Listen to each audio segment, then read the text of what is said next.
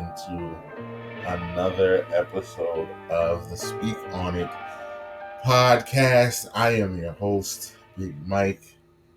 Those of you watching us on YouTube, I'm sure you're wondering why it's just me. Don't worry, the fellas are here in the background laughing and having a good old time. We're going to bring them in. But this solo start to the show, and as you can see, the title of this episode, Pay What You Owe. We did a bet on the men's NCAA tournament. I, unfortunately, came in last place, thanks to Arizona. And because of it, we are doing a hot chip challenge, and we are kicking the show off. We are starting off hot, literally. I'm gonna bring the fellas in before I eat the chip, but literally they will just be coming in. For those of you on YouTube, you'll see the fellas just pop in. Dylan is ready on the controls. Once I start eating the chip, he's gonna bring the fellas in. It'll be the mad producer, Anthony, James. They're here. They will be giving you the play-by-play when I start eating this. I have to eat it, and then we've agreed 30 seconds before I can get to my water and my ice cream and anything else I can get my hands onto to soothe myself from this beast. Anyone that knows me knows I hate spicy food. I do not have a good tolerance for it. So this is literally about to be hell on earth for me. But this is what I do for you guys, our audience. So with that, fuck you, Arizona, and we're off.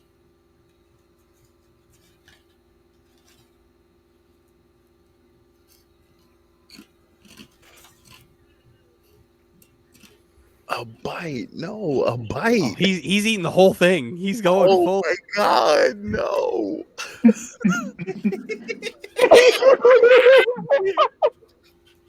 No, it was supposed to be a bite. Mike. Oh no, he gotta eat the whole chip. He gotta eat the whole chip. Oh, Mike, how you feeling? Going into it. What's the initial reaction? Don't touch your nose, eyes, or mouth. No, he's been eating with the OJ glove on. The best part about this is while the intro's playing in the back, we're all at the bottom of the screen here. Me and James are just dancing. We're in the Harlem Shake. We're just dancing away because we knew what was going on. Oh, Mike is hurt. Mike.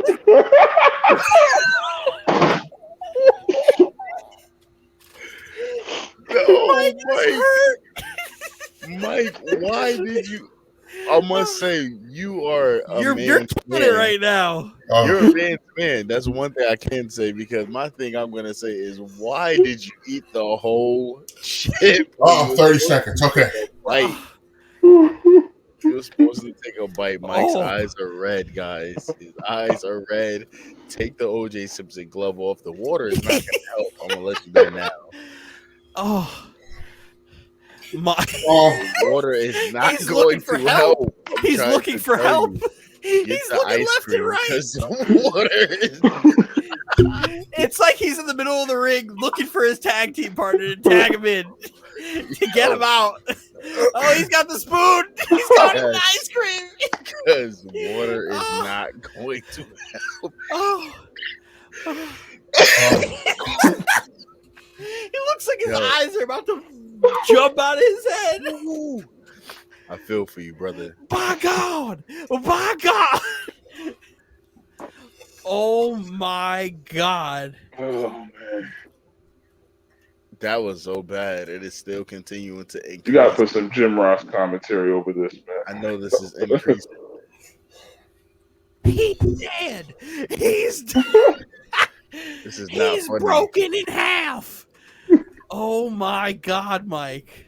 This is not funny, guys. I'm trying to tell you this is not funny, because I know it's painful, because he's hurt. He doesn't do well with spicy. Holy shit, dude. Woo, took it like a champ, man. Respect that. Dude, he's in a 12-round boxing fight. Word.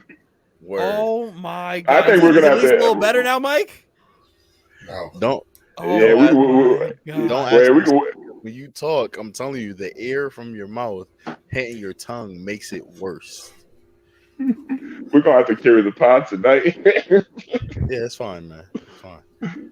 Woo! But yeah, man, these are the bets that we should be making, Anthony. Instead of like, what are you? I want to give you the 5 cents in lint out of my pocket if you beat me. Hey. I Yeah, definitely texted in the chat the what you say? addresses so I can send the drinks to the house. Nobody Oh, that's responded. fine. I'm talking Yeah, but about that's not good for content. yeah, ongoing It's good for bets. your. Gotta get a little better. Ooh, Yeah, man. Ooh, I'm Oh, hurt. I'm sweating. good God job, Mike. damn, Mike. Good for you, Mike. That'll teach you to not be last. For sure. Anthony, you were close, buddy. I know I You was were close too. I close. was close, and I'm terrible with spicy food. Woo. It had to die down a little bit by now. It has. Just a little bit. Nah, okay. I guess not. And I am not speaking for you because I have never been there before. Woo.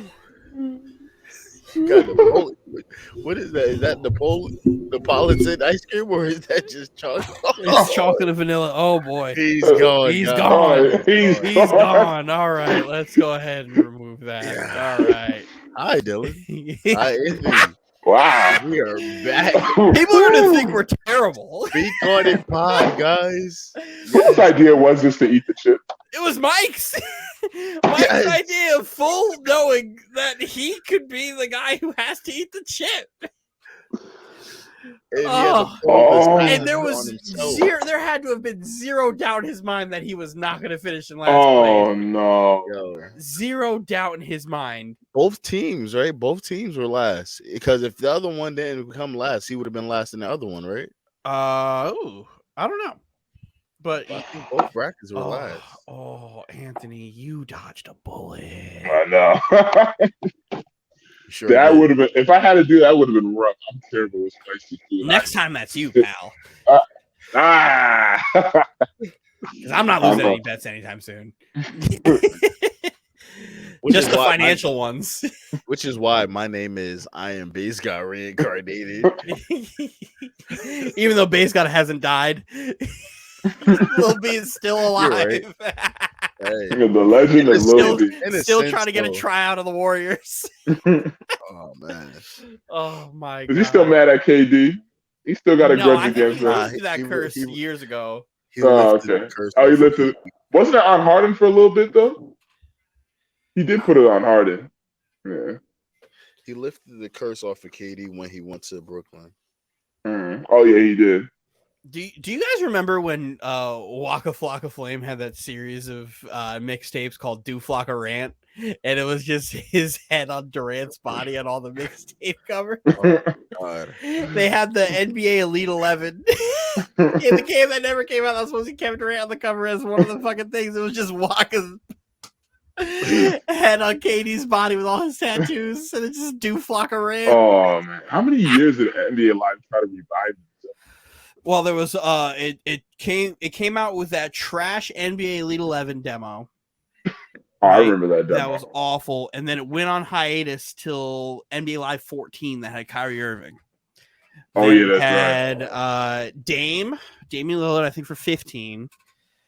Yep. 16, it either didn't come out or it was somebody. Or was it Westbrook? I think I was 18. Oh, 18. So I have the bracket. Mike's secondary bracket was tied with Roz with 660. Oh, it was Mike, I have- Anthony, me. Yeah. My Anthony, you barely missed it by 20 points. Eesh. Yeah, it was Mike had 450 in last place and you had 470. Oh, And then Dylan had 490, and then it takes a huge jump from there with Mike's secondary team and Roz's team at 660, and then me at 760. So you guys were very close. Yeah, but I lost all my Final Four teams in the first. wait, so the winner doesn't get a prize? The winner doesn't get to eat the chip. Yeah, That's a prize in itself. Just bragging rights and not to eat the chip. If North Carolina would have won with that on top of that, I don't know. You guys would have had to hear that. Okay, so it was and Kyrie I need to on speak. 15, Kyrie 14, Dame 15, Russ 16, no 17. Then it was Harden and then Embiid What's that? for NBA Live coverage. Oh and then Lord, they're on an that one with Harden was terrible. Indefinite hiatus until they can put out a decent product. Oh, is Mike back? Is Mike ready to come back? Add him to the stream. No, glasses are up. Mike just looks like he's went for a swim. How you doing, Mike? Oh, he looks like he's doing better. The whites in his eyes have returned. Oh man. I'm sorry, we got to do like hot wings. Those are bad too. Those are bad too. Definitely not as bad as this. No, but like a 6-pack of them shit. Like, oof. Mike is going. This is some great commentary. You gonna knock that whole tub out, aren't you? You gonna knock that whole tub. Let's bring it back into focus. Sorry. Open your eyes, bro. Can you hear us? Oh, you can hear us. So, are you able to talk about your experience? Are you better? How was the other side? Yeah, what's it like? Because you clearly died and came back. So what's up? The world needs to know. Tell us what it's like. Oh man. Yes. Gracie, go upstairs. Oh man. Mike, we feel for you, but like you did to yourself.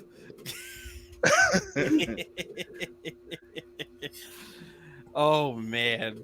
You are a man's man though. You ate the whole chip. A man of your word.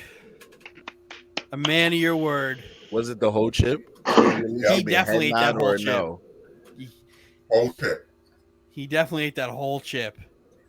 Well, he's never gonna live that down. Would you say that was the worst thing you've ever eaten? It didn't taste good either. No. Oh, it didn't taste good either. Jeez. There's no way anything that hot can have a decent taste. Like, it's designed to hurt you. Why would they make it taste good? Like, it just doesn't make sense. Oh, Mike, would you consider doing this challenge, this bet again? No. This is definitely off the table for next time we're doing it. I would have to have guaranteed victory. If there's the smallest chance that you might have to do this again, we're not doing it. Nope. It's got to be like a 1-8 playoff matchup. That's like no, he still wouldn't do it because there's still a chance. There's still a chance. It has to be the 1 seed versus the 8th seed, and the 8th seed has to have lost both of their stars.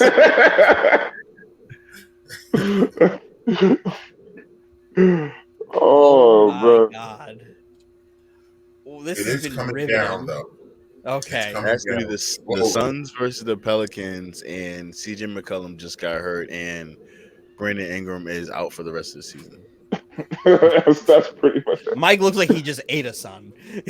That's how hot this motherfucker is. Oh man.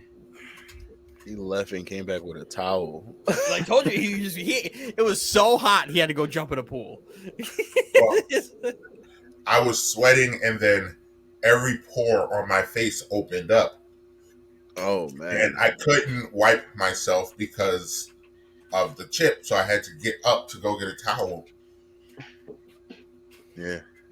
Oh man! Did that shit clear your sinuses too, or what?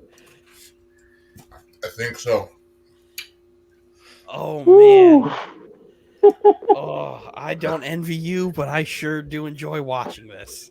Because at the end of the day, it's not me. That's good stuff. The worst part was I had a piece of the chip up in my mouth still. Oh. I had to get that out. I think that's what I'm dealing with right now.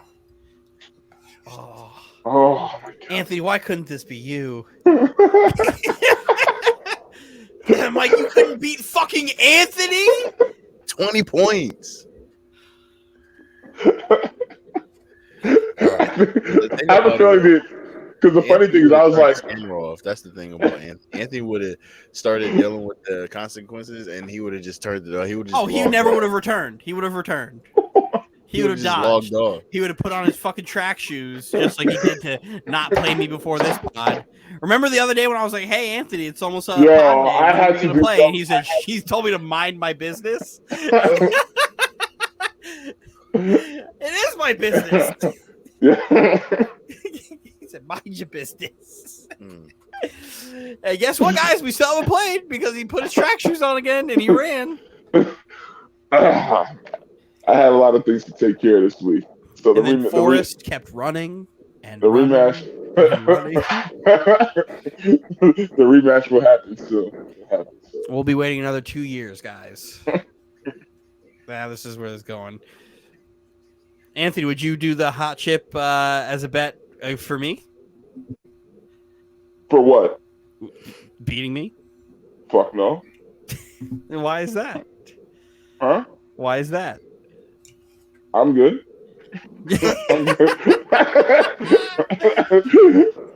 I'm good. I ain't that confident. Shit.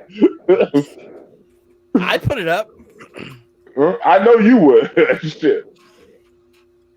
Call of Duty, I would think about it, but no. You're dodging me on that too. I'm not dodging on no damn Call of Duty. Stop it. How am I going to dodge you in the game I beat you? That don't make no sense. Because you didn't, you beat me, yeah, but you ran right after you won. Oh my God. Geez, I'm not even in shape. What's with all this running stuff? I don't even remember. That's what I'm saying. You're not even in shape, and yet you're doing all this running. Geez, you would have thought I would be skinnier with all this running I'm doing. God damn. I never said you were running fast. That's true. You're just running like 3 mph, just going, just jogging your big ass. I'll tell you what. If Brooklyn runs into Milwaukee, that might have to be a hot chip chat. That might have to be one for me. No, I need a guarantee, man. We're recording. Well, it's not guaranteed that Brooklyn's gonna run. But if Brooklyn beats Milwaukee, you have to eat the chip on the pod. I'll let you know. You gotta commit right now. Right now. It's a mic right now. No. It's a mic right now. Right? That's not happening. That is not happening. You're not doing that. It is in Mike right now because just like Mike, I'm horrible with spicy food. So, but here's Mike. Oh wait, but at the same time, I've been saying this since day one. I said Giannis will take care of Brooklyn. I've been saying that since day one, so I feel very strongly about that. So then put chip up. I'm leaning. I'm in the leaning phase right now. So give me some time. No. I'm in the leaning phase. Mike has just gone face to face with the devil himself, and you're over here saying you're leaning. Listen, I go to church. I plan on going to heaven to see Jesus. I don't want to deal with the devil. All right, I'm good. When's the last time you went to church, Anthony? My God. Yesterday was Sunday, right? Yeah, yesterday. You did not. You fucking liar. Wow. Yes, I did. What are you talking about, man? I'll show you the video of me singing at church. Go ahead. Show it right now. Send it to the pod. Send it to the group chat. Send it to the pod. Send it to the pod. Send it to the group chat. I gotta ask my mom. She's the one who recorded it. Oh. Send it to the group chat. I'll put it in the video. I'll put it in the video. I'll put it in the pod. Let's go. All right, let me see I gotta see if my mom will give me. Oh, we're never getting it, guys. We're never getting it. Oh my God! Here we go. We are never getting it. Oh, Mavs won. Yeah. Oh God! So they're not dead. Fucking Jazz suck, dude. You can't beat the Mavs without dodging. Man, but when I said the Jazz suck, I was the bad guy. I never disagreed with you. Yeah, I didn't. You You're like, I think you're not crediting. You're giving the Jazz enough credit. I didn't say they were gonna win. I just didn't. No, I just thought you weren't I'm giving. talking about months ago, like 2 months ago. I said the Jazz stink, and you were like, come on. I'm like, nah, they stink. Yeah, I mean, Jalen Brunson had 41. Mm-hmm. Yo, you know what's crazy? When someone in here said he had 21, and I was like, he just needs 21 more, and the Mavs will win. He almost had 21 more. That's crazy. Yeah, add another 20 onto it. Donovan Mitchell. I mean, let's pull the box score to see how bad Rudy did today. Your favorite. My favorite player in the NBA, Rudy Gobert. Let's do it. Come on, world. All right, so Rudy Gobert, 8 points. 8 points. 8 points in 17 rebounds in 37 minutes. 2 blocks, 4 turnovers, 3 fouls with a -10. And that guy's playable. That guy's playable. That's $205 million worth of stats. Like, I could pay Mitchell Robinson like less than like a quarter of that and get pretty similar production. Yeah. I could pay Mitchell Robinson $1 million to give me exactly that stat line. Fucking Obi Toppin put a better Donovan Mitchell production. went cold. He went 13 for 30 when he was just like 8 for like 12 going into fucking halftime. Yeah, he had one of those so productive 34-point games. I mean, y'all giving a lot of slack to Rudy Gobert, but Mike Conley didn't score at all. No, he's not great too. He only played 22 minutes. He's been falling off. He played 22 minutes and he didn't do anything. He went 0 for 7. Well, if you're going to take a guard off the floor to play, when is game 3? Because it's probably Thursday travel time. Yeah. Well, if Doncic is back, the Mavericks will win this series. Oh yeah, he said he was that the Mavericks was going to win this series. Mm-hmm. But I wouldn't even say it's a problem, but this is going to be the last time we're going to see this Jazz group together, and then we'll figure out who they're going to keep or if they get rid of everybody. Mm-hmm. I know Mike and Anthony were talking about Donovan Mitchell potentially being Nick, preparing themselves for heartbreak relatively early before the season ends. I know it sounds funny, but the reports have been like actually heating up on that. You know, like as far as us going after Mitchell. Yeah, but like, I also heard the same thing about Kevin Durant joining the Knicks before the season ended too. Didn't we all? We all heard these same reports. Yeah, but Kevin again, Durant was going to be the Knicks. With the injury at the time, we weren't trying to budge on that. You know, Donovan Mitchell is. This was before the injury. Yeah, but then he got injured, and there was no actual way the Knicks really weren't going to give Kevin Durant a max contract. Like, that's not even a real conversation. There's no way. They knew he wasn't going there, and they had to say something to the fans. Like, that's wild. Oh, God. Mike, you all right? I hate you all. Don't hate us. Hate the game. Yeah, you made the bet. Hate the game. This is going to turn Mike off gambling for a while.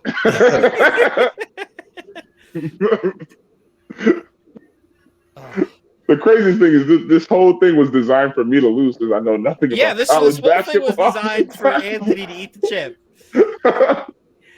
But Mike let his arrogance get the best of him. That's the funny part.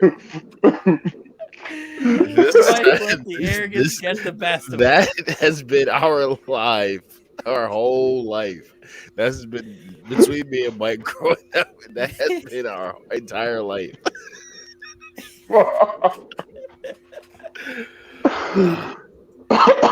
Glad you're okay though, brother.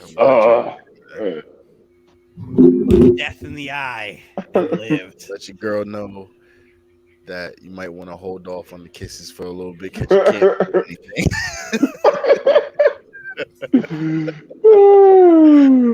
She's gonna kiss you and gonna say nothing. I got nothing. She's gonna kiss you and she's like, ha! Ha! It's like you smell like ice cream and death.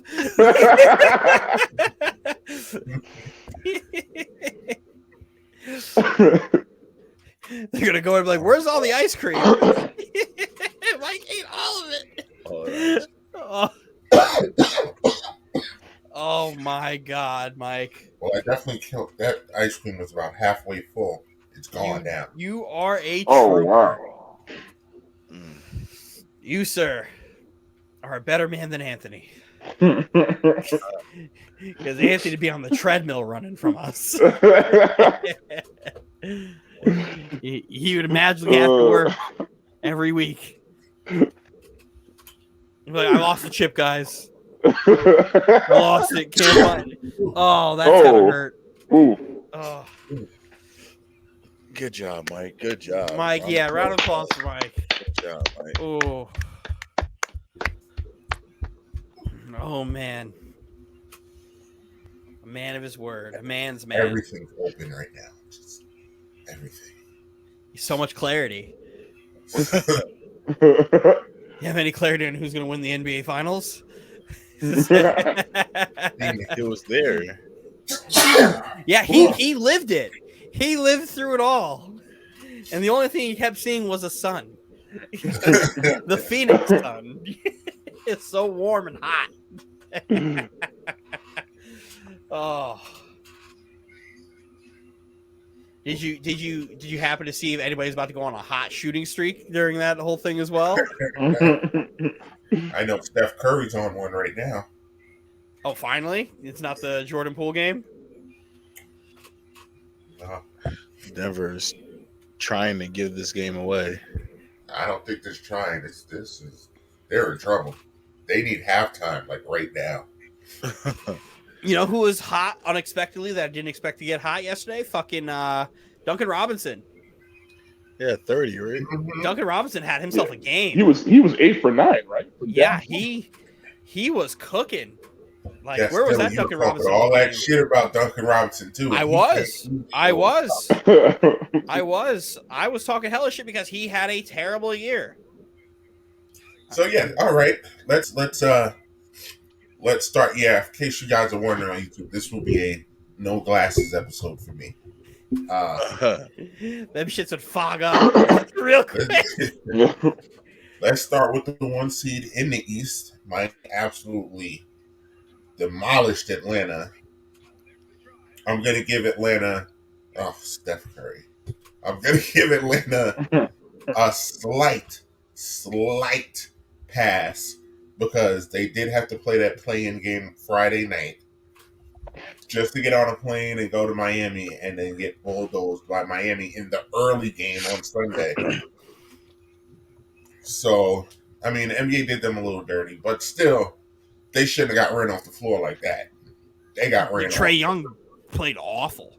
Played like a Had 8 points. Actually played like Trae Young, this is the worst basketball I've seen Trae Young play since round 1 of the NCAA tournament, where he got clamped up by the 16 seed in Creighton. And that was what, 4 years ago? Before he was even in the NBA? Mm-hmm. This is the worst I've seen him play. And he was out there trying. He was just chucking shit up. Like, he couldn't get layups to fall. He couldn't get floaters to fall. He couldn't get anything.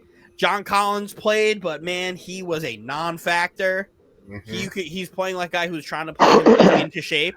I felt like he wasn't even supposed to be out there yet. He wasn't supposed to be there. Yeah, they rushed him in. The Capella injury made him come sooner. Mm-hmm. No, Capella is tough. Because at least if you have Capella, you kind of get to change how Miami's playing defense. In a week, but the series might be over by then. Yeah. Mm-hmm. Series is already over. This is a tough one. I don't see Trae Young playing another game as bad as he played.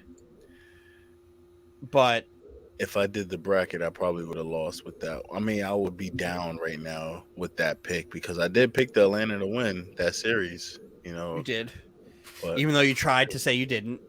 No, I thought I picked. I thought I picked Miami, but hey, I mean, I'm not against my pick. I live and die on my pick. Yeah. Let's do I it. had to go into the archive, create a quick clip to show.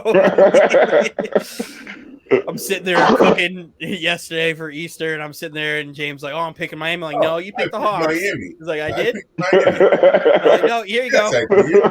I was like, "Hold, please," and he's like, "I'll hold the line."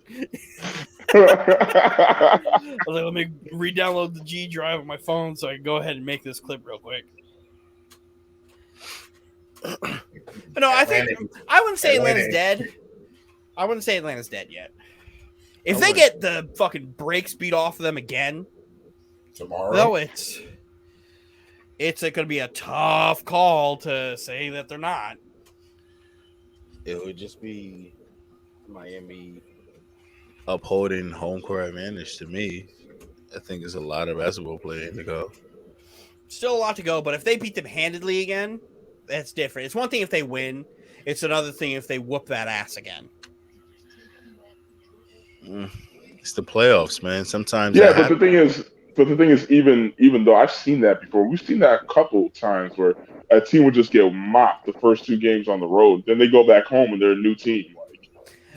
Well, in every other instance, I'd be like, yeah, I agree with you, but the no Capella, the John Collins being half of himself, like those aren't things you could just like fix, right? And they're asking Collins to go out there and be him. Where it's not like if Ben Simmons were to come out right now, right?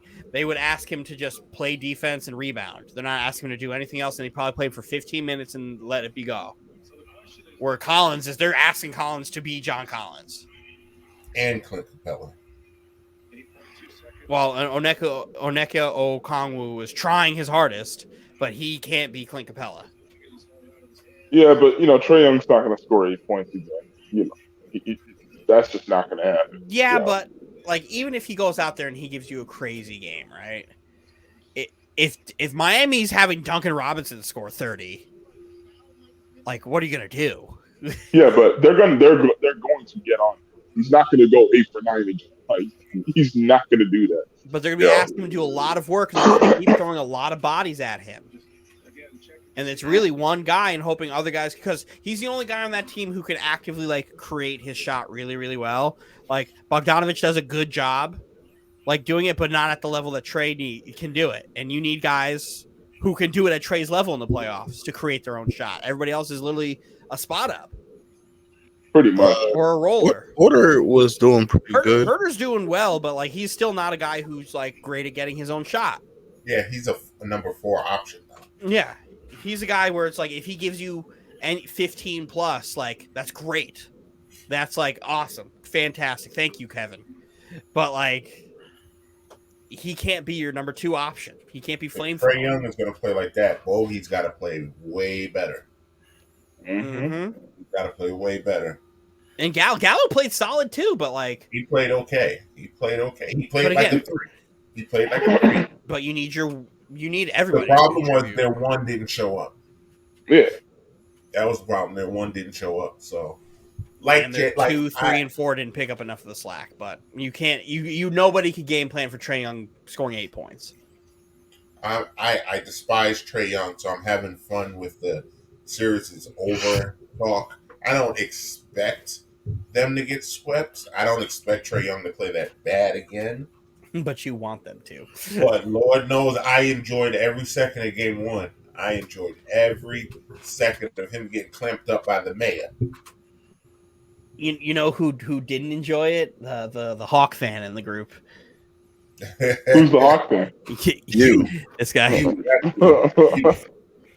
The newly touted Hawk fan because his Nick card got revoked. Sure did. Oh, come on. Put the ice cubes in the chat when they won on Friday. Like, come on, bro. You are not a Knicks fan.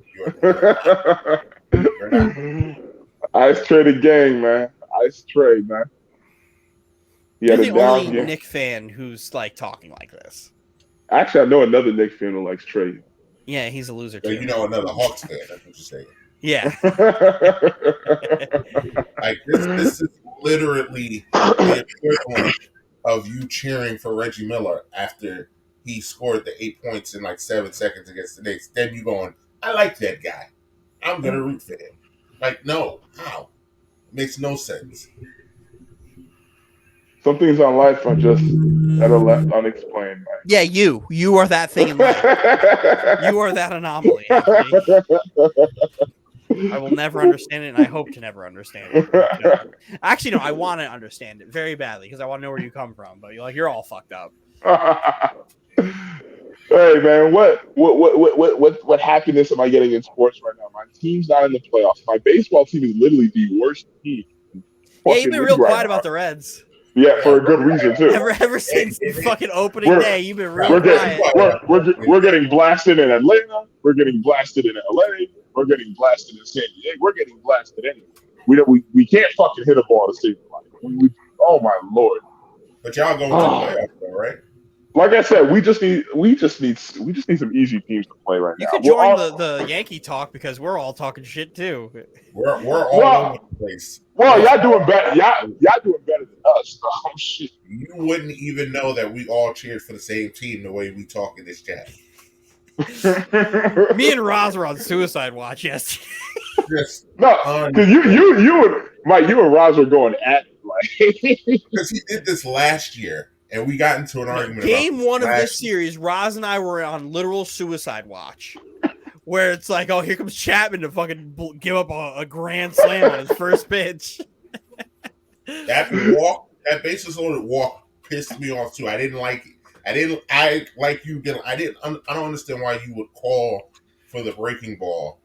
Like they even said it on the broadcast. If that guy's gonna beat you, let him hit the 99-mile-an-hour fastball. If he can hit it and get a hit, then you know what? You just go, all right, he got it.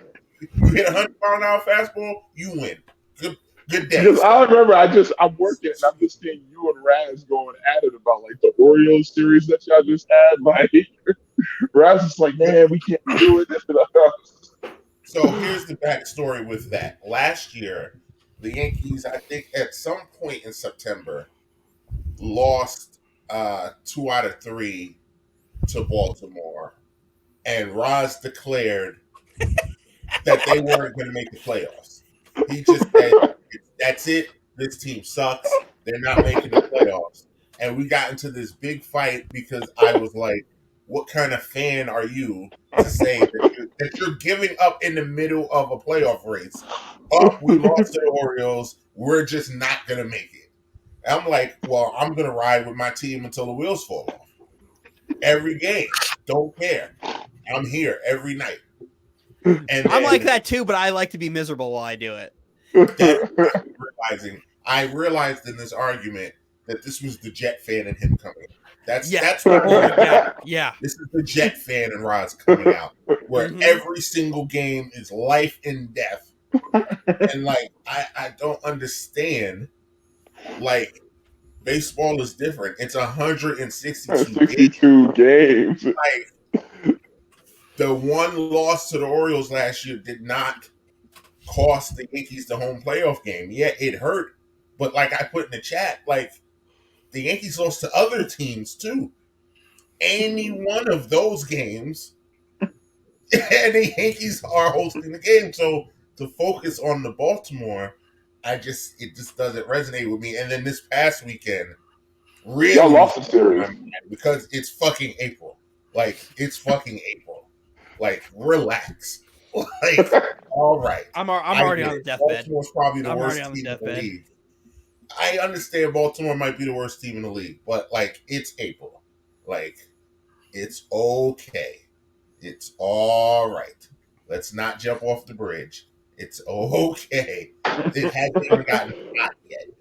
Like All right, there's a lot. let's move past baseball. We got more basketball to talk about. We're 40 minutes of the pod. Let's talk about Saturday. We're going to talk about Saturday, or do we want to talk about Sunday? Let's talk about Saturday a little bit first before we get to everything else. Because Saturday was a great day of playoff basketball. Because boy, Anthony Edwards, that young man, there might be something there.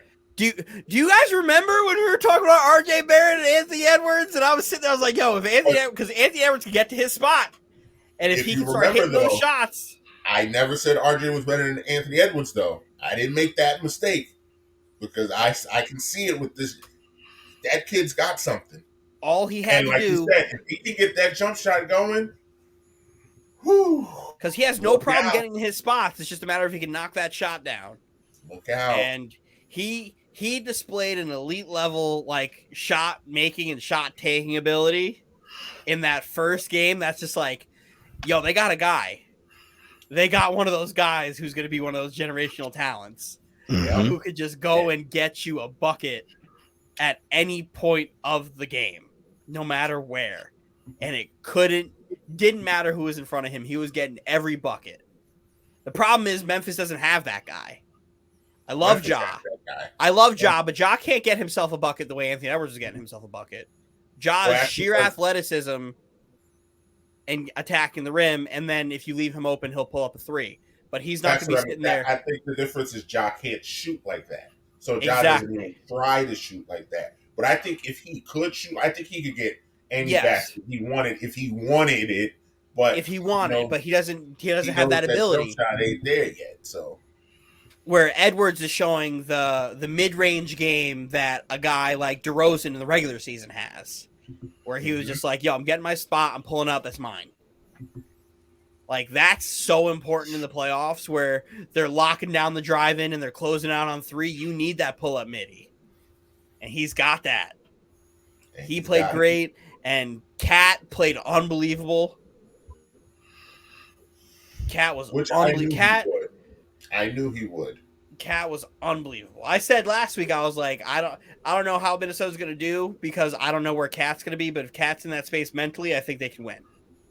Mm-hmm. And then finding out the Steven Adams stuff that he had going on, non-player. He ate Steven Adams up, which is not easy. Made Steven Adams non-playable, and then he had, I think, besides the Tatum game winner, the highlight of the weekend, which was that dunk on Jaren Jackson Jr., where he ate that man alive. That dunk scares me because that dunk, it looked like all the air went out of Memphis. It looked like they went, uh-oh, these guys, they can really beat us. And Minnesota went, yeah, y'all not that good.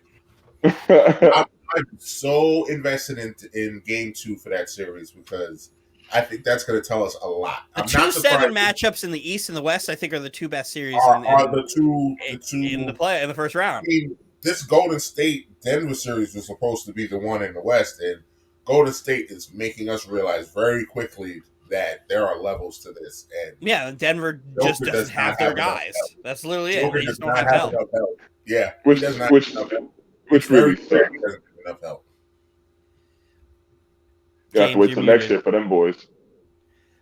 Okay, but yeah, no, that Memphis series is going to be so interesting because I'm very curious on how Ja bounces back and like really sees how he can control the game because he was doing a great job controlling the game. It's just Minnesota got hot. Mm-hmm. Minnesota was able to steal home court in a game that's like it shouldn't have happened, but Desmond Bane's not going to have a terrible game. Actually, you know what? If anybody's going to be able to have a bad game the way they did consistently, it's going to be a guy like Desmond Bane, who is literally just like a 3-and-D guy who really doesn't do too much else. But like those are the guys I expect to like cool off in the playoffs. A la the Joe Harris's last year and other guys who just forget. Danny Green in the playoffs pretty frequently. Like he's going to be the guy who's going to struggle. And they need him to be able to knock down his threes because Dylan Brooks is going to be there. Ja's going to be there. I don't know if Jaren Jackson's going to have another like 7-block performance like he had, but still amazingly give up a ton of buckets. Like, I don't know where their offensive production is going to come because right now, if we're telling the story of like their season off of just one playoff win, it just looked like they ran into the regular season and just outworked everybody. And we don't know what their actual skill set is offensively as a group, where you can't just drive and kick all the time in the playoffs. Like, that's not going to be there. You need the elite level shot creation. But that was a great game. Great game. Hey man, I am base god reincarnated. I picked Minnesota to beat Memphis. I kind of had that in my heart that they're gonna beat Memphis. So we're gonna just have to see how it fully plays out. But I feel like they're gonna beat Memphis. That's how I'm I feel. very interested in seeing like how this Timberwolf team would fare against Phoenix. I think matchup wise, they match up very well. They do. I think they can give Phoenix problems. There's not a lot of teams I think can match up 1 through 5. The only thing I feel like Phoenix has that Minnesota doesn't is Mikal Bridges. Yep. Because their guy, what is it? What's his name? Vanderbilt is not Mikal Bridges. No, because he doesn't have any offense. He has none. A good amount of defense and very good at rebounding, but he has no terrible on the offensive side of the ball. It has no offense. So that's the X factor for Phoenix is that they have Mikal Bridges. Yeah, I would like to see Mikal Bridges Anthony Edwards matchup and see how that goes. Because if Anthony Edwards can give me a consistent series where he's just hooping at this elite level, I'm going to jump on that train. Like, I'm going to jump on that Anthony Edwards train. Like, he's a bucket. Like that. There'll be nothing else I needed to see until next season where I'm like, Anthony Edwards, put him in that, like, top 25, under 25, like, and put him number 1, like, now. Like, just put him there. Like, because I saw it with Tatum. His rookie year, I called Tatum out of Duke being like, yo, Tatum's going to be in like 3 years, like a 30 per game guy. Right. And he's almost there. Like Anthony Edwards could be that. Like, I really think Anthony Edwards could be that. Yeah. And Tatum, we're seeing it with Tatum. Tatum's getting to an almost elite level of bucket getting and playing defense. Like, he's playing 2 ways. And I would love to see Anthony Edwards be that guy too. Yeah, the step that Anthony Edwards has taken this year with his offense is something. It's a sight to see, man. The fact that he got his ball handling up there, where he can just he can really hezzy you to death because he's figured it out. And he's a freak athlete too. He's got like almost jaw level bounce, but he will kill you with jump shots if he can hit him. And he's not going to not take them. Yeah, if you give him enough space, he has the confidence to take the shot. So that's why it's going to go in, because his confidence is high right now. And then he's just going to be so aggressive attacking the basket. Like, what type of comp does he have? Like, what's his comp? Like, what's his player comp? Who do you put on that? Besides, like I said, 2 weeks ago, I was like, it's almost like it's a Vince comp. Where it's very Vince Carter-like. It's very Vince Carter-like, the way he's doing it. And how he's doing it, except he's 2-3 inches shorter than Vince. Like, he's 6'4". Vince was like 6'6", 6'7". And I don't think at this point in their careers, I think Vince was shooting better than he's shooting now, which goes to show you how nasty Vince Carter was. But I think Vince, at this point in their careers, I think Vince was a little bit better of a shooter. But it's like the only thing he really put there. But I think Anthony Edwards actually can get to the hole better than Vince at this point in his career. Yeah, because when he puts his head down, he gets to the rim. There's nobody stopping him. He's big for he's a big 6'4". Like, if you look at him and you're like, he's 6'4", you're like, he looks like he's 6'5", 6'6", and he looks like he's 230. He literally looks like he's 230. But what did I say? He was like 220, 6'4", 220. Yeah, like, that's a big dude. There's the only guy on Memphis, muscle mass wise, who could keep up with him is like Bane. Is Desmond Bane, but he got T-Rex arms and he can't do shit. But that's going to be interesting. I need to see how Memphis bounces back from getting punched in the face. And they got the one guy on their team who takes that shit personally, in Ja. So that's gonna be a great series. I'm glad I'm not deeply invested in that series, because that series would hurt my feelings. Yeah, I'm glad. If you're a fan of either one of those teams, that team would hurt my feelings. Yeah, I didn't see them losing game. Watch them join. Yeah. Yeah, I could. That's stress-free basketball for me. I don't have to worry But about anything. before we move on to the next game, we cannot go past this game and not talk about this girl tying herself to the basket. What's up with these last couple Minnesota games where people are gluing themselves to the floor Yeah, and then shading themselves to a basket? So do you know what the backstory is with this? Wasn't is this one of something them to do with PETA? Minnesota? Yes, this is all about Minnesota's owner. So he, I don't know if he's like if he sells eggs or what, but he owns chickens. Protesting chicken. Yeah, the chickens that he has caught bird flu, so he decided to kill all the chickens, and the way that he killed all the chickens was to burn them alive. So that's what they're protesting him for. They're animal rights activists, and that's we're why lucky they're not running onto the floor pouring blood on themselves. That's like that's why the girl tried to glue herself to the court, and now this girl who had an elaborate plan. I don't know how she was able to dress up. How did she get into the arena with chains?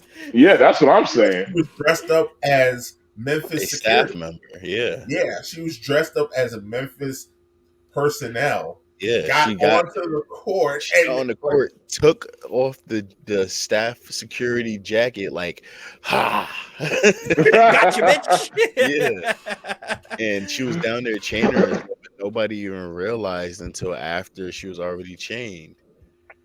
And not to be insensitive or anything like that, but to be honest, you guys are still putting money in this guy's pocket because you guys bought tickets to this game. Yeah. You know, but hey, I mean, I'm almost interested now to see what's next. What's next in the saga? No, they can't up. I don't see how you could up it from chaining yourself. No, to basket. You can. I'm telling you, it's gonna be going on to the You'd floor. be surprised, man. Throwing feathers or something crazy. Yeah. You're gonna see bird seeds on the court and shit. Like, you'd be surprised, man. Oh, this is gonna be wild. I can't wait to see. I want to know if somebody from Memphis got fired, because I just don't understand how she got in there with Memphis personnel gear on. Like, how does that happen? How knew somebody? That's stolen valor. How dare you claim to be a security guard and not be a security guard? She knew somebody. They had to leave that somewhere. Like, she had to have some kind of connection.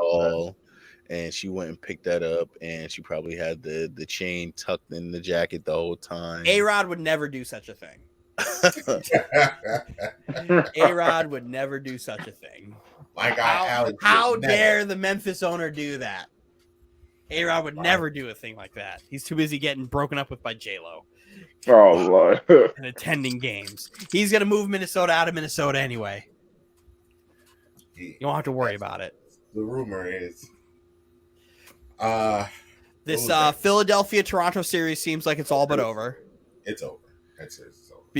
Like the Scotty Barnes, the Gary Trent, and the Thaddeus Young injury is just like annoying. Given James Harden confidence, man. Even though he's not playing great still, but like, man, like I'm not even shitting on him, but like he's not doing anything out of the, like unbelievable. But like Toronto can't do anything. They don't have the bodies to switch because they lost 3 of their best players. The Scotty Barnes shit's terrible. Losing Scotty Barnes is so annoying. Like, we're missing out on like another like step in growth for a young guy. Mm-hmm. Yeah, because OG balled. He's actually having himself a little series low key, but nobody notices when you're getting blown out by 20 back to back. Like they don't have anybody who could toss. They could toss a Tyrese Maxey. He balled out. He's balling, but it's like you can't switch on him because Toby's also like playing well. Yeah. Compared to how he's been playing all season, so you can't take OG off of Toby. Who's your perimeter defender? Pascal. Pascal's got to play touch butt with Joel Embiid. Like, and he's getting his ass whooped on that matchup. Like. Undersized. Like he's too small for that, and like Pascal is great when you could switch, right? And they're not going to target him for a switch. because they want Embiid on him.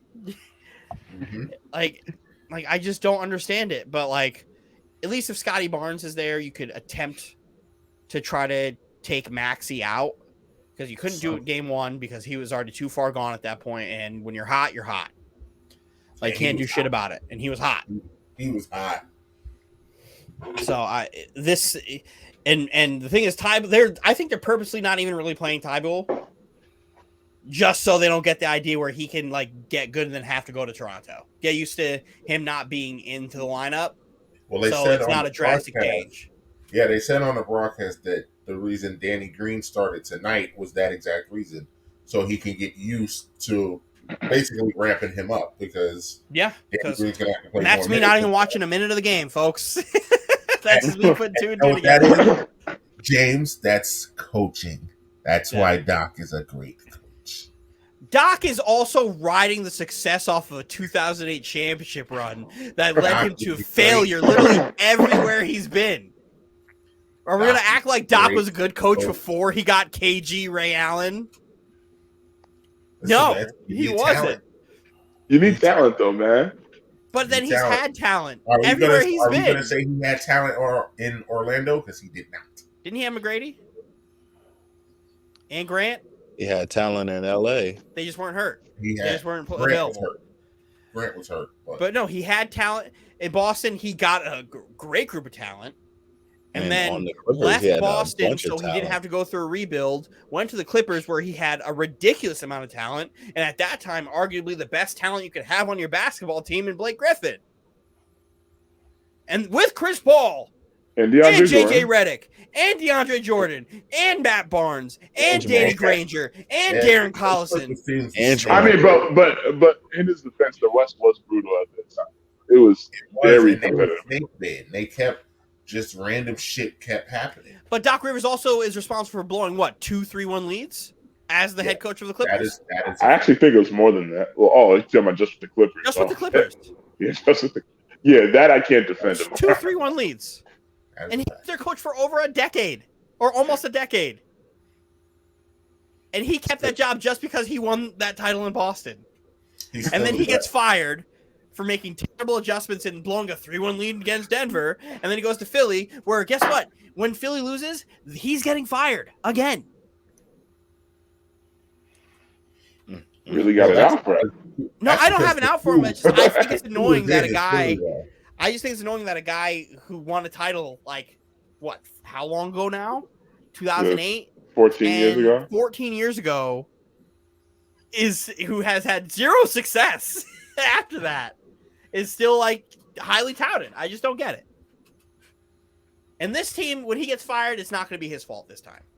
I will give him that. This time it will not be his fault unless they lose in some type of crazy fashion where he's just a bad coach. It's looking like the Maxey and Embiid show. I mean, Harden, 14 points, 13. I think he scored 13 or 14 points. Another not really. I don't think we're going to see crazy scoring outputs from Harden this whole playoffs because we know what the deal is. Maxey's going to be the one picking it up, which is a great bailout for Philly. Because but James Harden now is your third option, and he hates being that third option. The thing is, if he is your third option, you are a hell of a team. Yeah, that's why Brooklyn was going to be so good. I mean, but he's not even a third option. He wasn't even a third option tonight. Tobias Harris had 20 points. So now he's just a point guard. So we got James Harden, who's just a point guard. And but here's my thing. Paying him a ton of money to just be that. Was it $44 million? He still owed 40 something in the $40 million. And again, this isn't even me. At this point, this isn't me shitting on James Harden. This is not me shitting on James Harden because he did play pretty efficiently tonight, and didn't shoot himself out of the performance. Right? He shot just about 40% from the field, and a good amount of assists, not a lot of turnovers. He played exactly how he had to play. And you're probably going to see him do that throughout the rest of this series because it's not going to be required for him to have a 35-point triple-double because he has Embiid to rely on and the other guys who are picking it up. But you can't have this type of performance in the second round. That can't be your normal if you're James Harden. Yeah, he won't be able to get away with it. He can't do that. And if he has to play Miami in that second round, We're gonna see. That's gonna be a tough one. But my thing, I'm not ready to pull the plug on Toronto.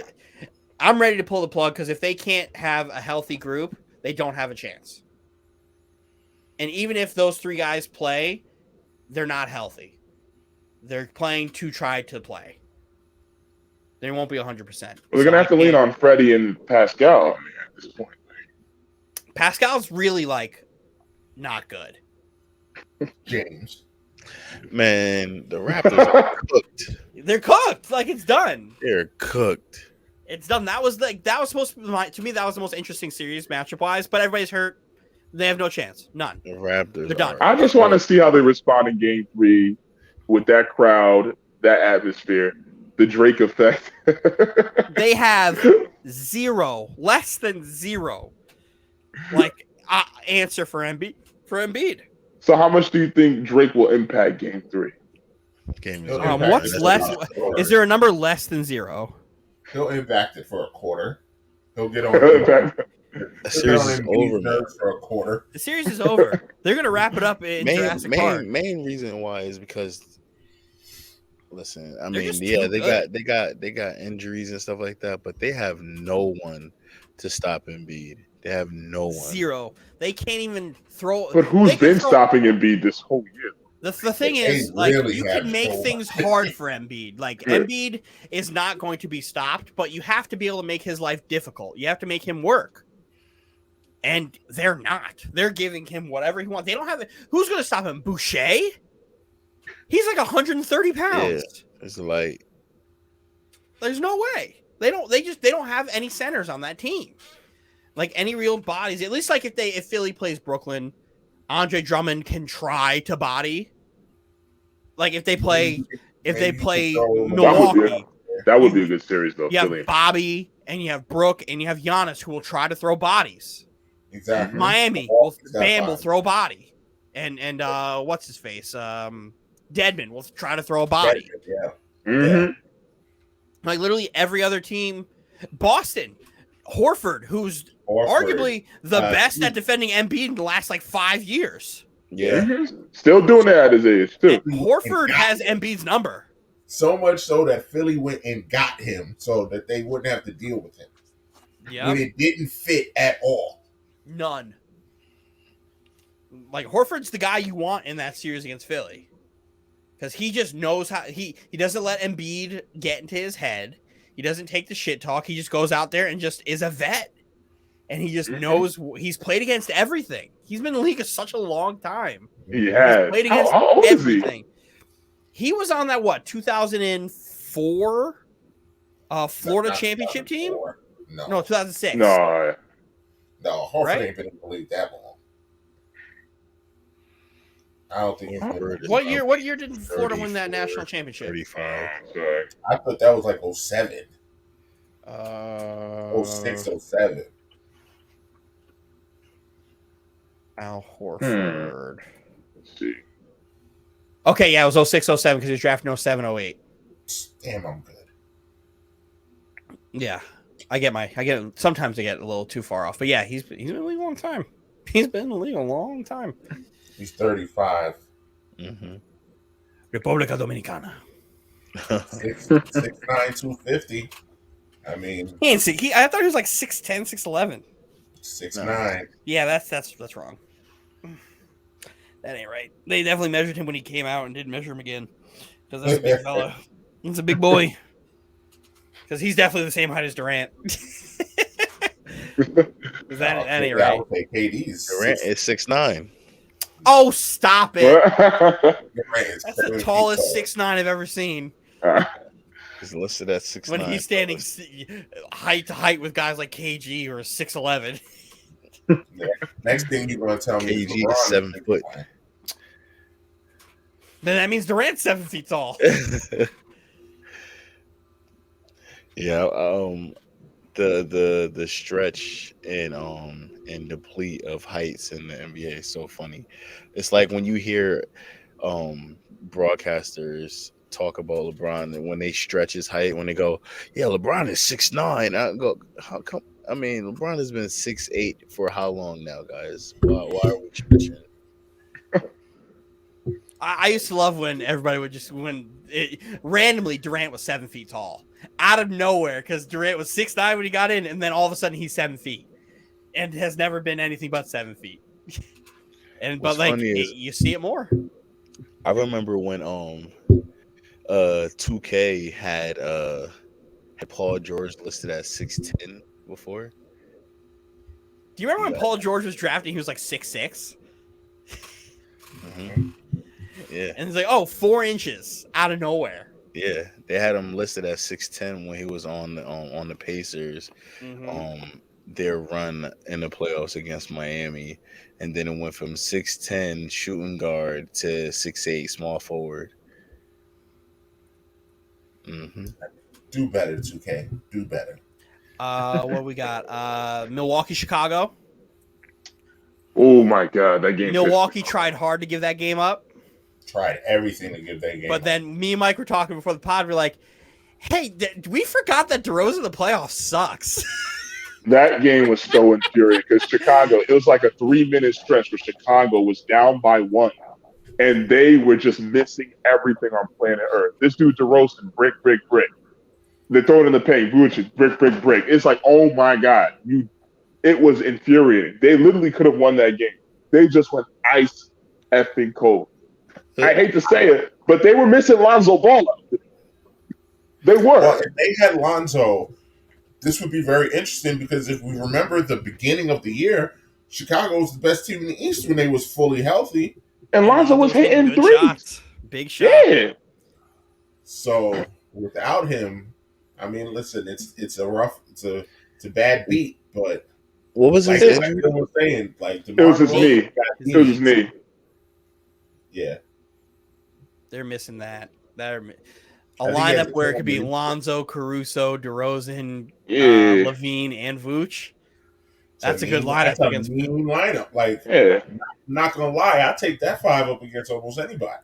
Yeah, but even then, they still could have taken game 1, even without Lonzo. They had a chance, but like Levine tapered off towards the end, and then DeRozan just went ice. But here's the thing, Anthony. We have this large body of work of DeRozan in the playoffs being bad. Like we haven't seen 13th season. When does the story change? We forget because we haven't seen DeRozan in the playoffs in like 3 years. I know. I forgot. But if you take a look at his last like 5 playoff performances, besides that one Eastern Conference Finals appearance where they didn't play anybody and they got properly dog walked the fuck out of Cleveland. Like that's because LeBron owns DeMar. LeBron owns them, but like he's part owner of the Raptors. They lost to Brooklyn in the first round. They lost to Washington in the first round. Then they just met Cleveland. They have 5 straight years of them properly packed up.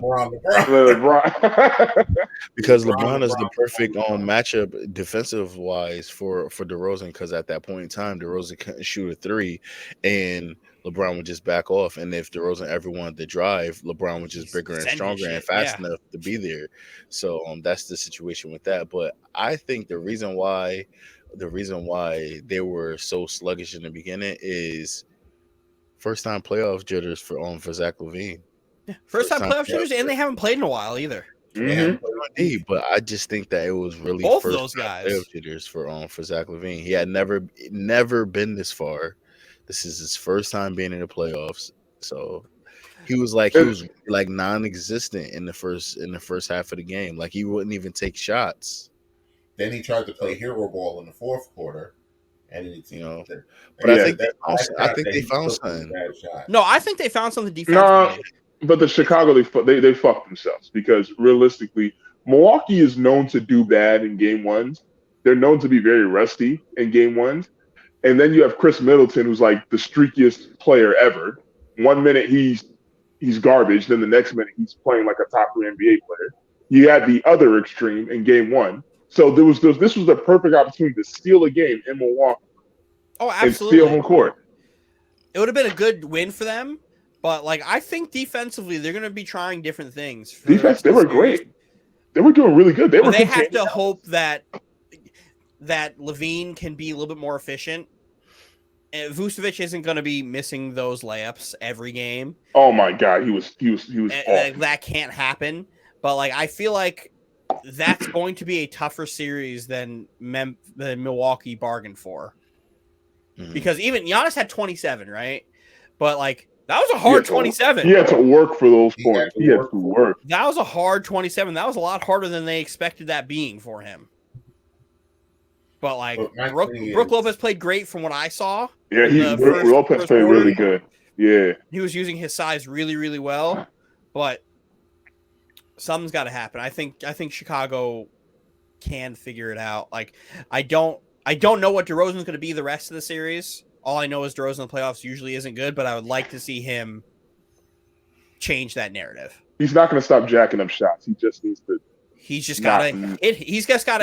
He's got the perfect game for the playoffs. Yeah, slow, mid range. Yeah, slow pace. Yeah, pick your shot. Like if the three's not there, he's already not like a great 3-point shooter. He's gotten better, but he's not a great 3-point shooter. We don't need to see him take threes. We don't need to, but like if that's there, you have to show the threat of it so that mid range could work. Mm-hmm. The mid range works when you can three and you could drive. We know he can penetrate. We know he can get to the hoop. You got to show us you're consistent with your three so you can get the jump shot you want, because there's no problem with DeRozan getting to his spots. There's never been. It's just you need to be able to set it up. The most deadly move in basketball is the pull-up mid-range. It always has been and always will be. You just have to make them fear the jump shot in general. How you do that is his supporting cast has to make the threes when he passes out. Because if they start to hit their outside threes from him passing, they're going to start sagging off. Exactly, and they're going to give him the time that he's going to need and the space that he needs to be effective in the post. Mm-hmm. So it's not only up to him though.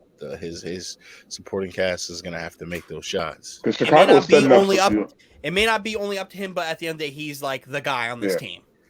So like those are the steps you have to make. It's going to be exactly what I'm going to say when we get to Brooklyn, Boston, where it's like Kevin Durant played like shit, but like there's adjustments that need to be made. At the end of the day, you're the best player on this team. Like you can't keep fucking up. Mm-hmm. Yeah. What was the nightcap Golden? Yeah, the nightcap was Golden State and Denver, which I thought was going to be the main event series in the West. Golden State hit us with the y'all must have forgot. Oh my Lord, Steph Curry on cue just hit a 3 and got fouled and is about to get a 4-point play. And they are blowing the doors off of Denver this game. And I don't even know why people thought that was going to be a series. I just didn't see it. They have the potential MVP in the league, right? Who's played really well all season. Yeah, but the help's not there, though. Yeah, but the help's not there. We're talking about a 7-game series against Golden State. We're also talking about the MVP. Yeah. Who's been able to get the guys who aren't like great around him to be great around him, elevating guys' play. But like at the end of the day, it is Golden State, right? It's not like you're playing the Magic one game and then you got Detroit on next Tuesdays. Draymond is doing a great job with Jokic. Because remember, Draymond was injured, and then when he makes that team better. The Warriors are doing a great job. Like everything is working. And I know y'all guys can't see it. I can't hear. So I don't know what happened. But Denver, they're recording on the Denver. bench. It was they almost got into a fight on the bench. Will Barton and somebody. Who? Yeah, this series is over. It was Will Barton and Will Barton and Boogie. Almost got into it. Oh, Boogie loves to fight his teammates, so like let's go. Boogie was the calm one. Was the calm one. It looked like Boogie was trying to like give him advice. Yeah. And Will Barton don't want to hear it. He don't want to hear it. And got a tech. No, but here's the thing though. I heard it's up to Jamal Murray as to whether or not he wants to play. You can't rush the ACL though. No, but they said it's literally up to him. They said Murray's been cleared by doctors. You can't tell somebody how to feel. And if he don't feel right, he don't feel right. Because at the end of the day, that's his career. Mm-hmm. So, like, that is what it is. Like, if Denver is going to be imploding on their bench the way they are, the series is over. This series is absolutely over. Pack them the fuck up. Right now. Because you just showed this team that was, like... Steph is missing free throws. This team that is literally, like, the embodiment of team basketball for the last decade. Like this dominant team who knows what it's like to win and knows when they broke your will that your will's broken. Yeah. You think Draymond's going to take his foot off the gas? Yeah, no, Golden State literally is pouring it on right now. Like, they're pouring it on. They're showing them up. They're taunting. They're doing all that Golden State stuff. And if you didn't like Golden State, would drive you insane because they're doing all of that stuff. They're doing y'all must have forgotten who the fuck I am. The Golden State's doing all of it to Denver right now. And it is annoying me right now, though. Because they're doing a lot right the third quarter. Must have forgot. But they are whooping Denver's ass right now. Golden State is a team that, like, I love them. I love them in the playoffs. They are playoff basketball. Yeah. They are playoff basketball, and like that, they're a team built for it, forged in it in the fires of battle. Like they're battle tested. They know. Yo, I need a Phoenix Golden State series. Throw the towel.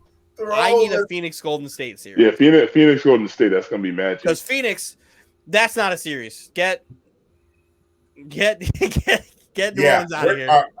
We can wrap them up right now. Yeah. Y'all not giving Brandon Ingram any faith in nothing. Like, no. Pack them up. No. Damn. Throw Dylan. Throw the damn towel. Throw the damn towel. Oh my god. There's nothing. There's nothing left for them. Literally CJ McCollum. No hope for CJ McCollum. Like, you don't CJ has always been a guy who disappears in the playoffs. Always.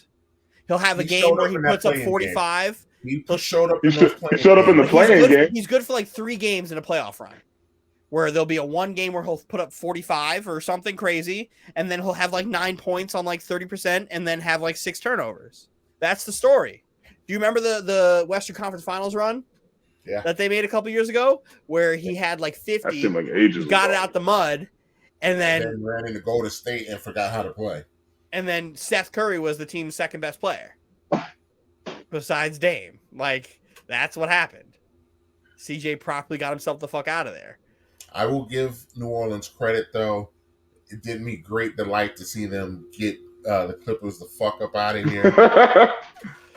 Did my heart good to see that. But yeah, that series is over. So we're not giving New Orleans one hyped up energy home win in Game 3 or nope. Game 4, not one home win, not one. New Orleans fans ain't going to the Smoothie King Arena. Nope. Ain't nobody going there.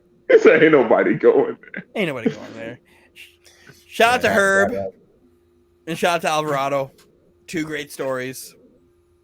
Like, those guys are playing their fucking heart out, but Jordan Poole has 24 going in the beginning of the third, and he had 30 last game. He's nice. Jordan Poole, the splash cousin. He comes out of nowhere. 27, sorry. It properly hits a 3. So yeah, let's get into this main event. Let's wrap it up. Brooklyn, Boston.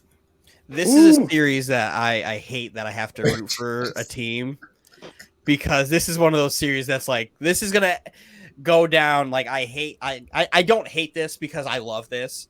This is gonna be one of the best first round series ever. It's gonna be a 12-round boxing fight for every single game. This has the vibe of 2008 Boston and Chicago. Chicago, great. Might be the greatest first where round. Ben Gordon, I think it was like Game 6 or Game 7, where Ben Gordon and Ray Allen are just exchanging 3-pointers at this point. Triple overtime thrillers. Like, James, was you at my house that day?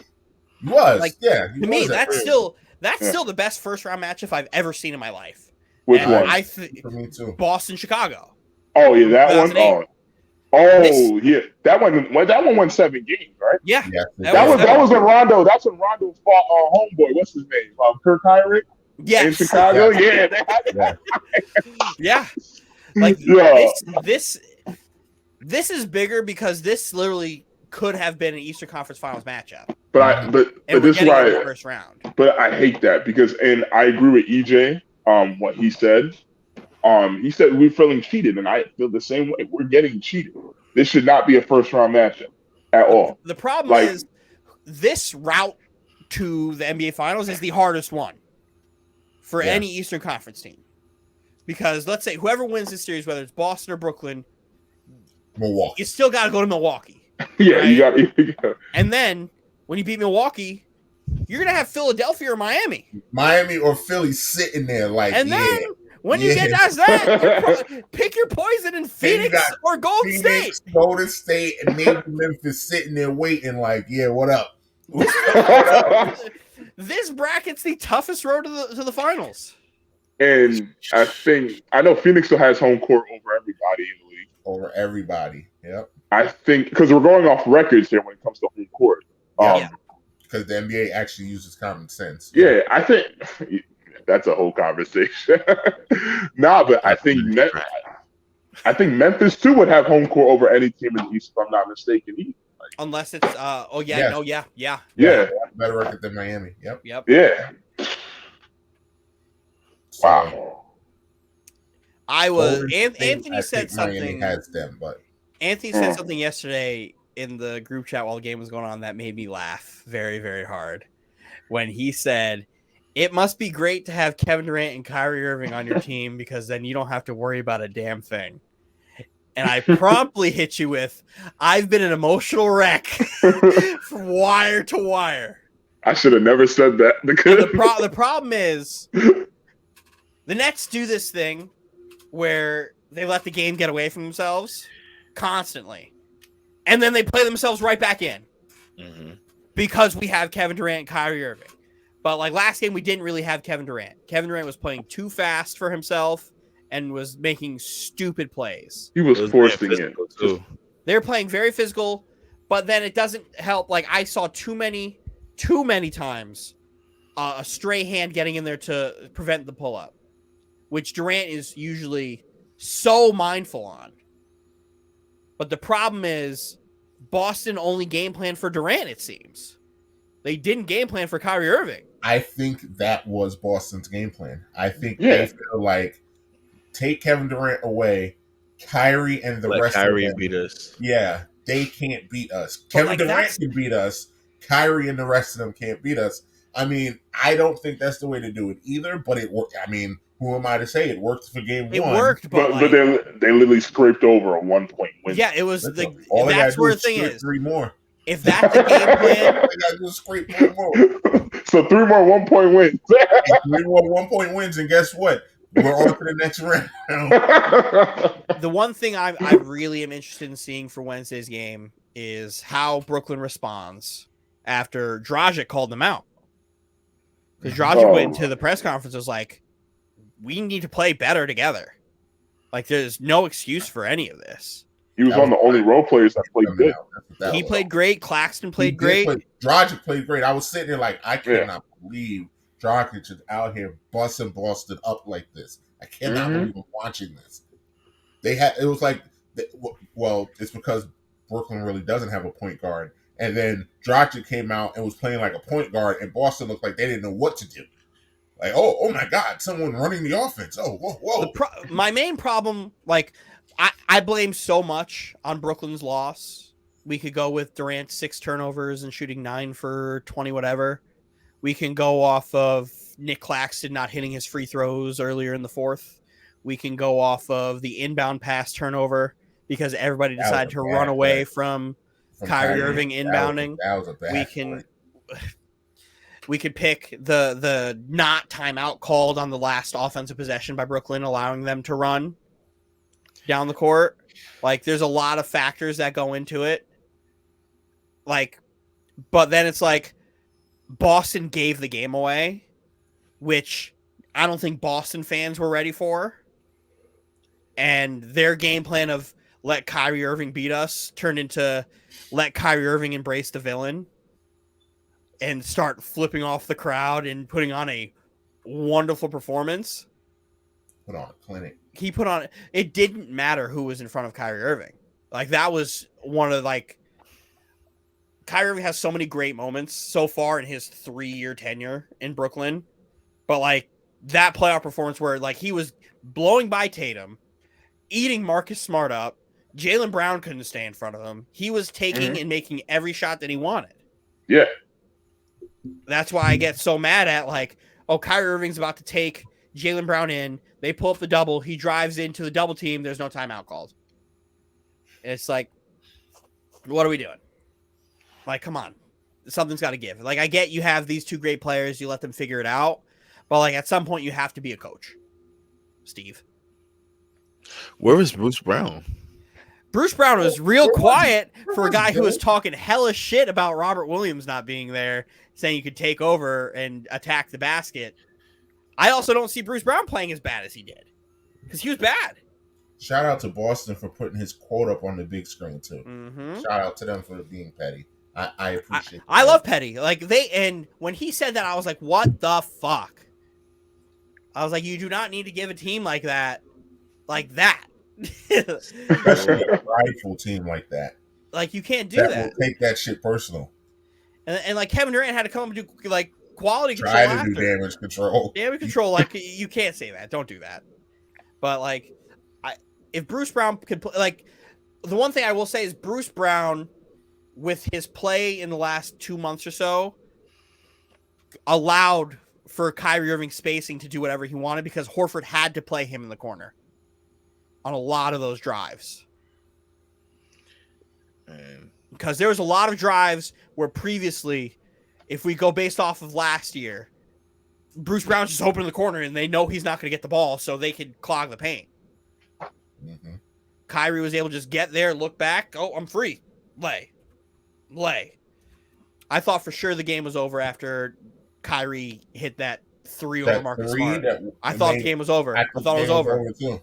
I thought that was a dagger. That was. And then the problem with that was they literally gave up that they did the full court fucking press. Seconds. They let Jaylen Brown just split the middle.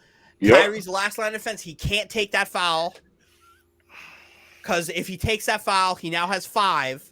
And then if it ends up going to overtime, 1 foul, he's the hottest guy on the court. He's out. So it's like, what are we doing here? Those are the type of little lapses, like. And then we go to the final shot where it's the 1 year in Marcus Smart's career where he doesn't take that shot. Yeah. I thought he was going to shoot it too.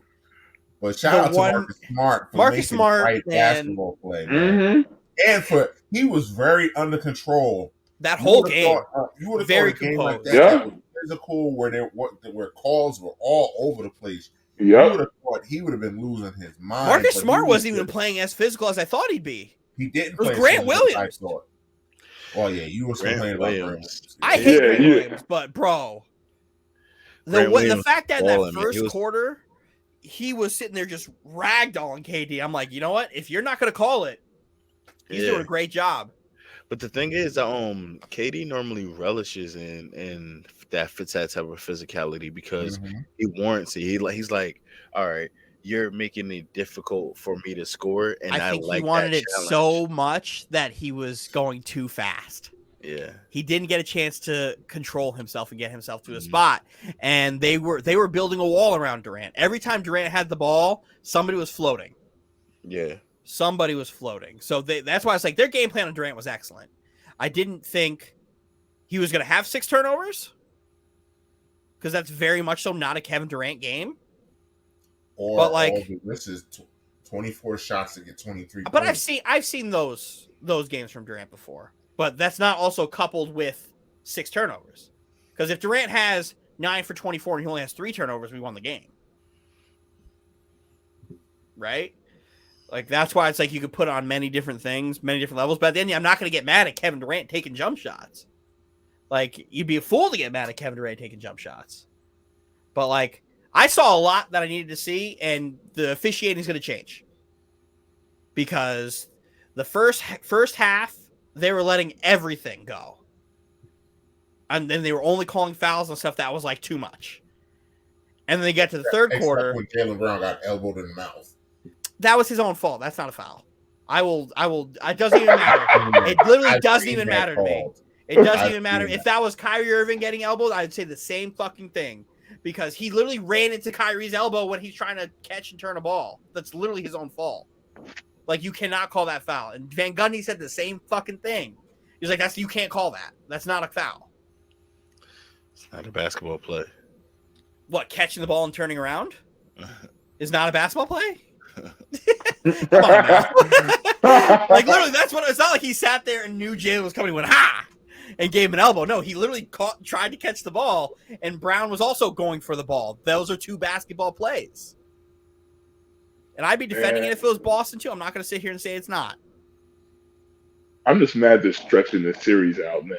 Yeah, no, it's literally, we play Wednesday, and then we play Saturday. Yeah, then Saturday, man. Like, geez, man. You got to get them on all the primetime games. That's the best series in this first round. It is. But it's like, I saw the Nets in the third quarter pick it up on defense, and I just wish they did that all the time. All the time. Because there's some stretches where they're unbelievable. But there was one guy that would have made this game a lot easier, and I really hope he plays soon. That's Ben Simmons. You better hope he comes soon. You better hope so. Because we didn't have an answer for Tatum. Tatum was making literally everything. And like Nick Claxton, he did great for what he could do guarding Tatum on the perimeter. But Tatum was just making shots. Like, that's literally it.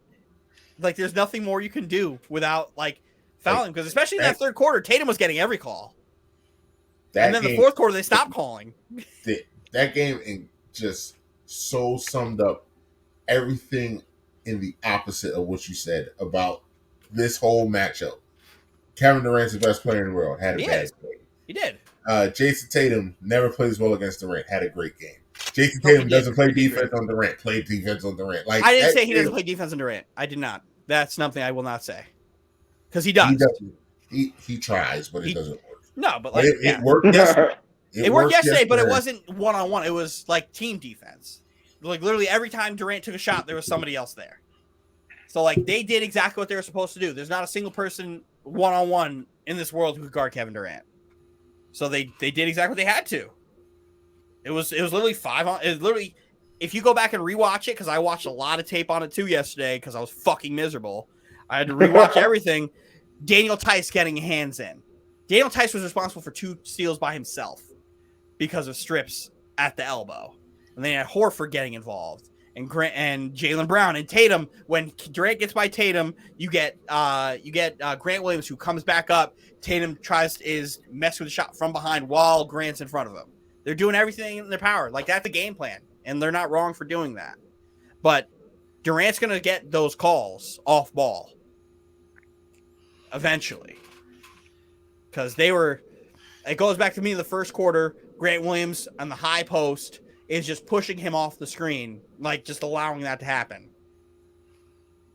You only allow a series to get so physical. And that's what put the officials in a weird spot yesterday, where literally Boston had 4 guys with 3 fouls going into halftime. Like, that's the official, like, but then the game started to get away from them because it started to turn into fights. Except nobody was actually like in each other's face. They were literally just being physical with each other, pushing shit.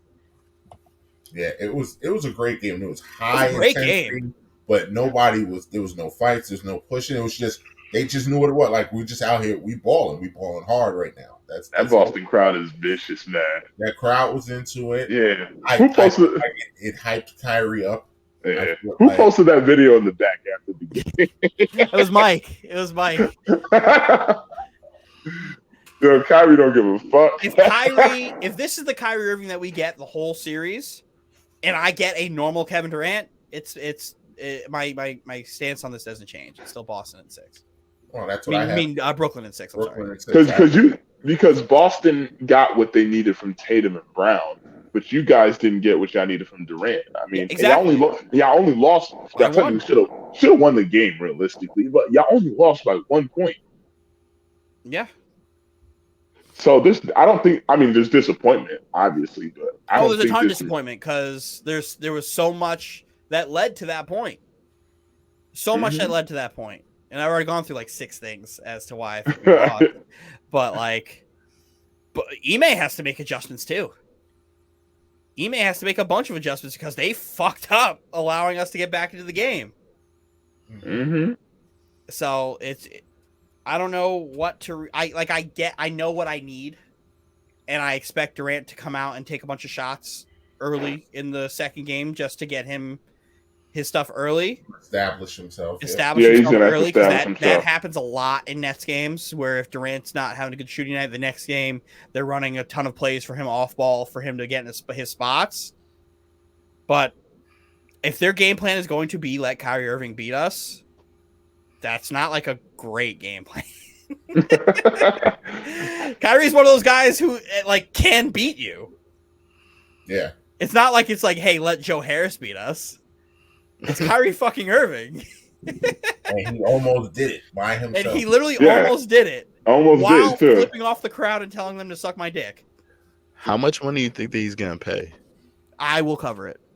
It doesn't So how matter. much? The GoFundMe How much money's in that GoFundMe right now? We'll see. We'll see when the number comes out. I think the number is going to be 50. I think he'll get 100 because of how many instances that have been. Well, he stuck a middle finger up. That was middle finger up twice. Twice. And he told Twice. fans to suck his dick in the back. And he cursed at the post game. Yeah, he cursed it. Yeah, he cursed it. Which they fined Patrick Beverly for. So Granted, they quoted. He was quoting. I don't think they're gonna care. Yeah, they're not gonna care.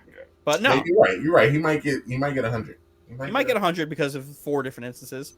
But 115. This is the Kyrie Irving I want. He tired of the bullshit. Every time he's tried to be cordial about Boston, now it's fuck you. Give me that. By the way, I agree 100%. I agree 100% with Kyrie. I mean, come on now. Does he really care? That's like 100,000 to him is like the equivalent of $5. Well, he also didn't get paid for half the season. Yeah, so. I wouldn't count his money like that. Yeah, just because you're a millionaire doesn't mean you got it all like that, and you're not mad at something hit your pocket. Kyrie Irving definitely has it all like that. I wouldn't count his pockets, but yeah. Hey, man, we got some good games, man. If every game of this series is like this, I'm going to be. That's all I've been waiting for the playoffs, man. It's just some really interesting games and some really entertaining games. The thing is, we felt like this playoffs was gonna be like this because the season, once we got past the halfway point, it's been so unpredictable. You couldn't call any part of the season, so I feel like now it's just gonna be like this. I love it. Like this going forward, man. I need it, but I'm gonna need to like start drinking. Like heavy, because I can't do fucking every game being like it was yesterday. But I mean, you think about this Boston series, like they're gonna go at it just to have to run into Giannis the next round. So the thing is, for either of these teams, right, who has to go against Giannis in that group, they don't have a defender who's going to be defending off ball the way Grant Williams is doing. That guy's gone. That guy's in Miami. And they don't have the young, athletic, spry guy in Dante either, who's going to be trying to do that pesky shit off the ball.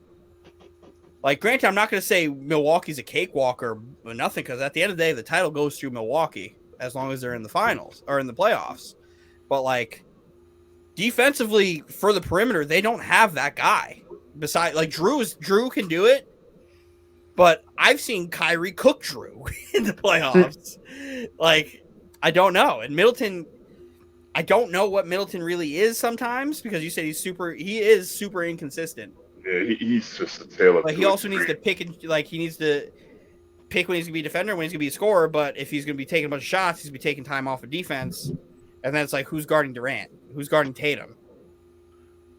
Like, I don't know. That's why both these teams, I think, are great matchups for Milwaukee. Because by the time Boston advances, they get Time Lord back. Mm-hmm. Then you get more bodies to switch for Giannis. So I think either one of these teams, if they advance, can beat Milwaukee. So we'll see. Milwaukee's got their hands full in front of them. Meanwhile, there are a bunch of clips surfacing of Ben Simmons dunking a ball, saying, "Hey, you got that, guys?" So the reports are saying it's rushed. I've been saying that, but go ahead. The reports are saying that he's been ready for almost a month. But Steve Nash and everybody like to play it off like nothing's ever good. Steve Nash is like my least favorite coach when it comes to talk about player injuries because he always makes everything sound like it's like the end of the world when it's really not. Just want to intercept real quick, Dylan. Joker just got his second technical. He's out and has been ejected. Draymond Green is waving by at him because Joker wanted a foul call and didn't get it. So damn. Joker. His brothers are not gonna be happy with Draymond. Shit. Yeah. Joker wanted to end his night early anyway. This game was over. Steph has been sitting down, and Jordan Poole has been sitting down since the 9-minute mark of the fourth quarter. Get him out. Steph just came back in the game. Yeah. This game has been. Put him away. Pack him up. 21 points for a while. Oh. Pack him up. Send Denver the fuck home. Steph. Yeah. So yeah, not to cut you off, Dylan, but yeah, I just wanted to get that in there. That clearly Draymond is in Joker's head. So yeah, but with Ben, if he could give me 15 minutes of just being annoying, that can be enough to disrupt. That's really all I want to see, because there's one guy in this who literally can't play in this series, and his name is Patty Mills. Patty can't play in this series. He literally liability on defense. Yeah, he's too small. They'll seek him out. They will seek him out, and he's going to get cooked. At least Seth Curry, like, not a great defender, he will try. And he will try to be in your shit. Patty gets cooked. And that sucks because we could use him on the offensive side. At least with Ben, if I could get something out of Ben, that could turn into transition and transition buckets. And then you might be able to see Patty get in. But I'm interested to see how the center rotation is going to keep going, because Drummond's not playable in the series. He's absolutely not. But I also maybe think when Tice is on the floor, maybe, but not even really. And I'm very interested to see if LaMarcus Aldridge makes an appearance in this series. I think you'll see him. What? I'm very interested to see if he does. I don't think he matches up well in this series either. You could throw him out there when Hartford's out there. Just for spacing. But like then you just lose rebounding.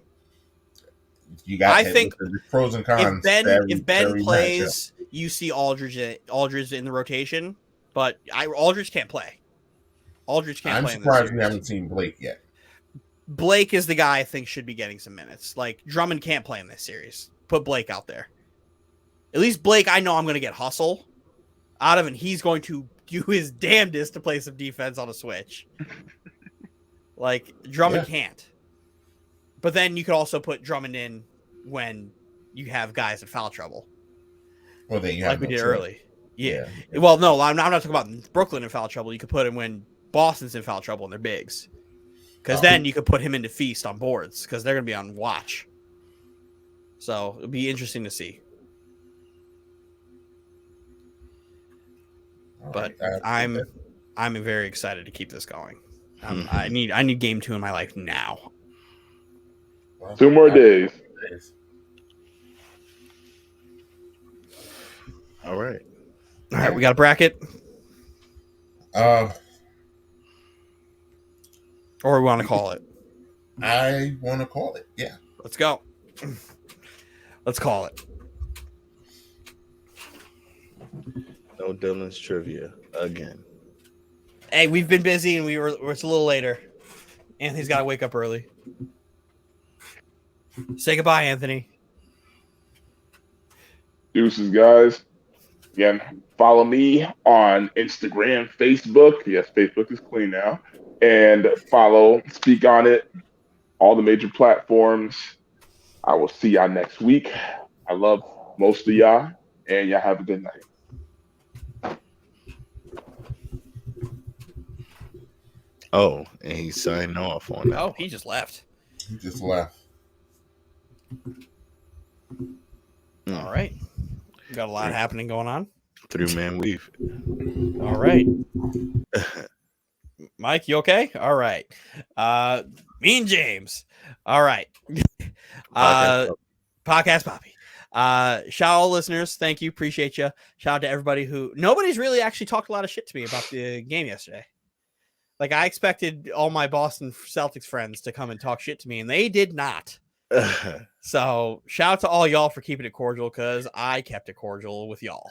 So until Kyrie Irving hit that shot over Marcus Smart, I got obnoxious there. But I was like, this is your defensive player of the year.